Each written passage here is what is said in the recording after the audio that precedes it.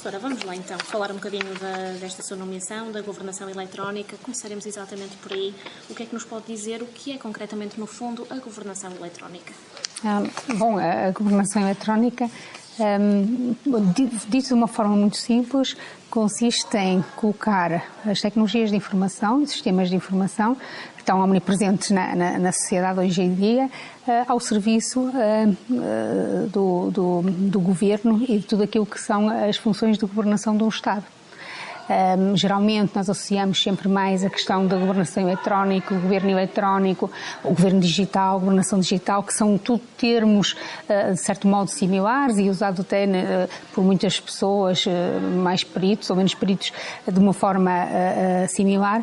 Usamos isso geralmente muito para nos focar na perspectiva da disponibilização de serviços ao cidadão, muito nesta interação da vastada prestação de serviços, mas o conceito é, na realidade, bem mais abrangente. Inclui isso, logicamente, mas inclui para qualquer uma das principais esferas que constituem todo um Estado. Estamos a falar da esfera da sociedade, da esfera da administração pública, da esfera política, que interagem entre si, e nós podemos, em qualquer uma destas esferas, em qualquer uma da forma de relação entre elas, utilizar as tecnologias para suportar, para melhorar, para tornar mais eficientes, mais eficazes todas estas funções.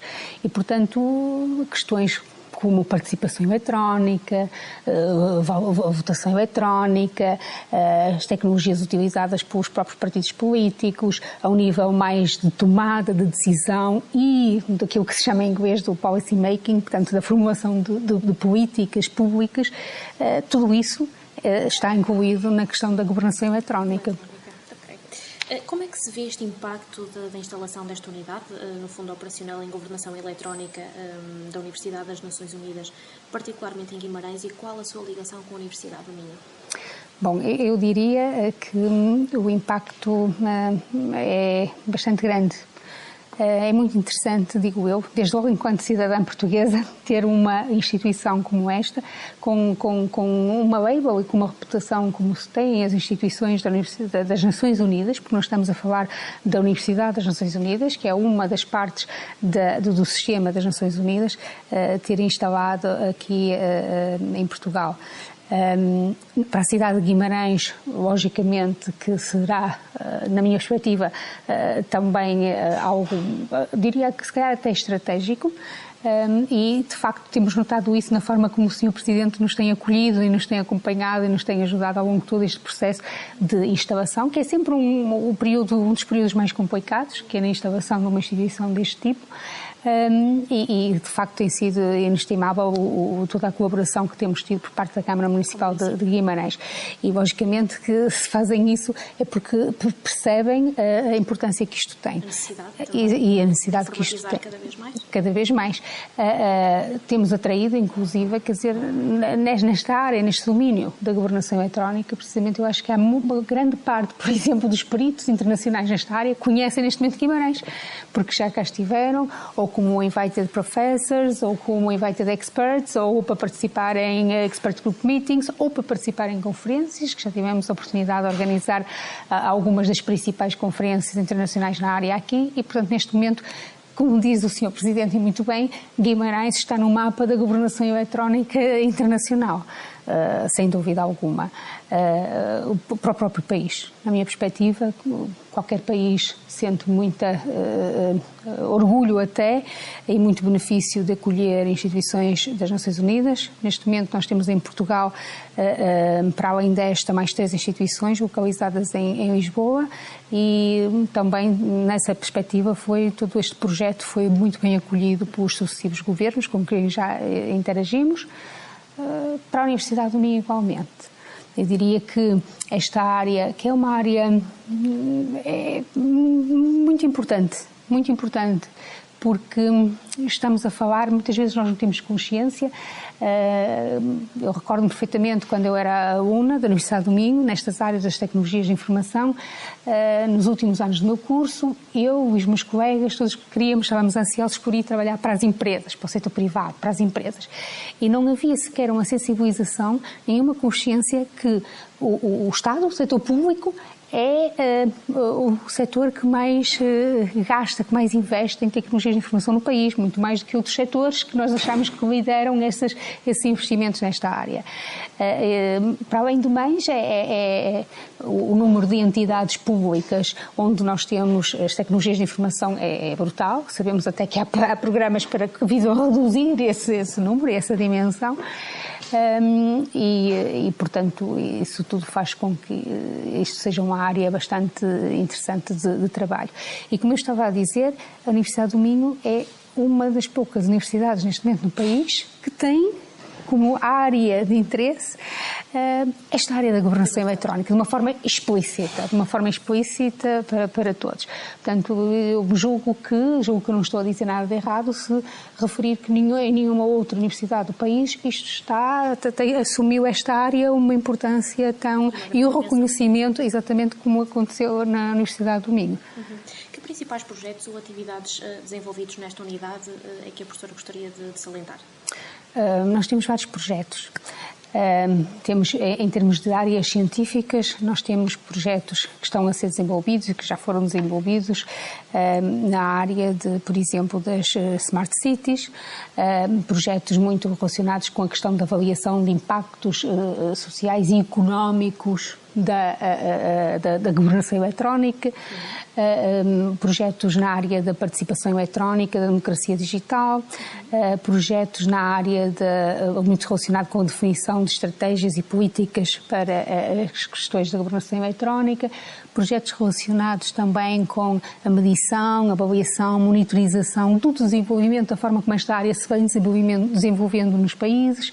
Portanto, em termos de áreas científicas, nós temos uma quantidade bastante vasta de trabalhos realizados. Temos projetos depois concretos, mais específicos, muito focados nas questões do digital divide, das questões da igualdade na utilização das tecnologias, e temos, sobretudo, algo que eu gostaria de realçar, porque também faz um pouco parte da nossa missão, projetos desenvolvidos com países que têm necessidades reais, concretas, e através dos quais nós conseguimos, de facto, levar alguma ajuda, algum contributo para o seu desenvolvimento. Portanto, diria que... Países menos desenvolvidos? Exatamente. Aliás, esse é um dos nossos principais alvos. Países em desenvolvimento, posso referir, por exemplo, países como Uganda, Ghana, países como a Colômbia, são países com que temos tido projetos concretos, Guiné Equatorial também, outros países com quem estamos a desenvolver, temos neste momento em negociação potenciais projetos que esperamos que concretizem a curto prazo e, portanto, há de facto aqui uma grande abrangência e muito direcionada para quem precisa, para quem realmente precisa. Porque se todos precisam, logicamente que países com necessidades tão grandes como estes que acabamos de referir, mais precisam e para eles mais relevante se torna o trabalho que nós fazemos. Ao nível da governação eletrónica, precisamente. Gostava de lhe perguntar de seguida qual é a intervenção, que tipo de intervenção têm os investigadores da Escola de Engenharia, em particular nas atividades desenvolvidas aqui pela ONU, no fundo. Muito bem. Pronto, eu própria, como sabe, sou docente da Escola de Engenharia da Universidade do Minho.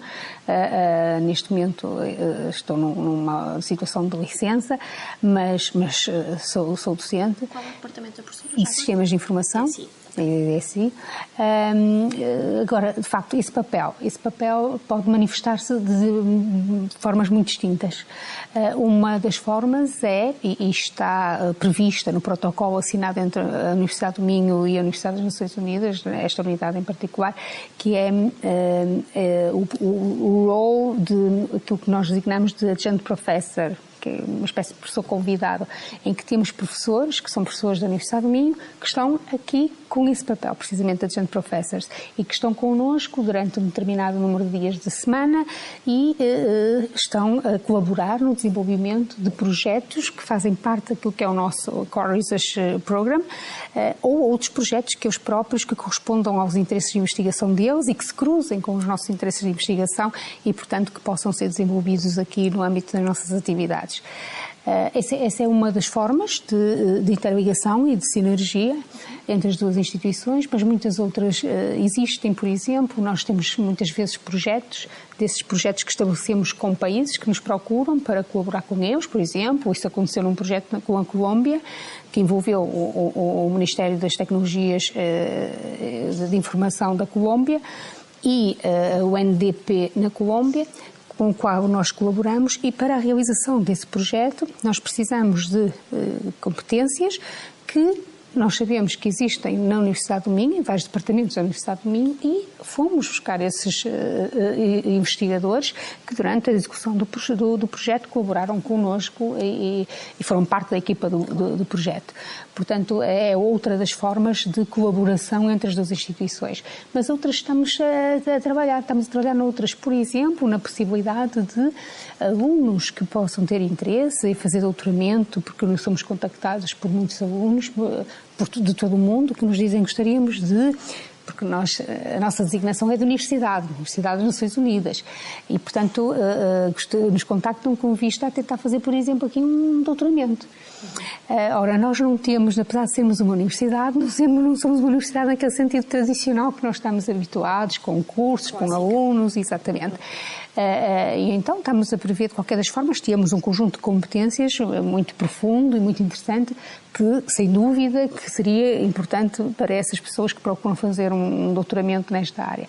E estamos a estudar, em parceria com, neste caso, para já, com a Universidade do Minho, a possibilidade de alunos que nos procuram com esses interesses, podermos canalizá-los para a Universidade do Minho, para programas doutorais da Universidade do Minho, estabelecer protocolos com esses programas, definindo um conjunto de requisitos que nós achamos que são fundamentais para um aluno que queira ter um A-Label ou de que fez o doutoramento também connosco. Portanto, arranjar aqui alguns esquemas de colaboração também a esse nível, não é? Que depois também pretendemos levar e estabelecer algo similar com outras universidades, mas em concreto com a Universidade do Minho são, por exemplo, 3 exemplos de formas de colaboração. Muito bem. A professora foi eleita recentemente como diretora desta unidade. Perguntar-lhe quais as suas responsabilidades principais, no fundo, desde a assunção deste cargo. Ok. Eu diria, para mais neste momento em que estou, de facto, aqui há muito pouco tempo a assumir essa função, as responsabilidades são aquilo que são responsabilidades desde logo típicas de um ED, de um diretor, de uma instituição deste tipo, relacionadas com questões tão simples como gestão de recursos humanos, contratação de pessoas, tudo isso, ok? Até depois coisas que eu diria que se calhar começam a ser até mais interessantes, mais desafiantes ainda, que são questões de gestão de relações, de um networking, de uma rede de relações muito grande. Uma instituição deste tipo não sobrevive nem tem sucesso se não for com base... Nós, por natureza, somos uma organização internacional e, portanto, nunca conseguiríamos ter nenhum tipo de sucesso se não conseguirmos estabelecer essas pontes, essas ligações a vários níveis. Ligações com universidades e com centros de investigação que atuam nesta área, ligações com instituições de dentro do próprio sistema das Nações Unidas, com instituições nossas irmãs, portanto, outros institutos que existam dentro da própria UNU, da própria Universidade das Nações Unidas, que tem um conjunto de institutos e, portanto, com os quais também é fundamental nós estabelecermos essas ligações, e depois as ligações com os países quem nós devemos, de certo modo, apontar como o nosso alvo em termos da relevância do nosso trabalho, da aplicação do nosso trabalho. Última instância, no fundo, não? Exatamente. Aqueles que são os países em desenvolvimento, também os desenvolvidos, e depois um país em particular, Portugal, por nos acolher, por ser o país onde estamos, portanto, logicamente, desenvolver toda esta rede de relações é fundamental.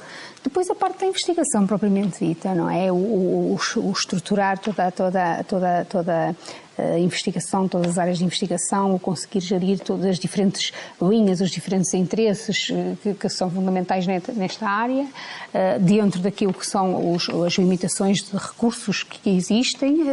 Portanto, tudo isso são grandes desafios que efetivamente temos e responsabilidades que temos que...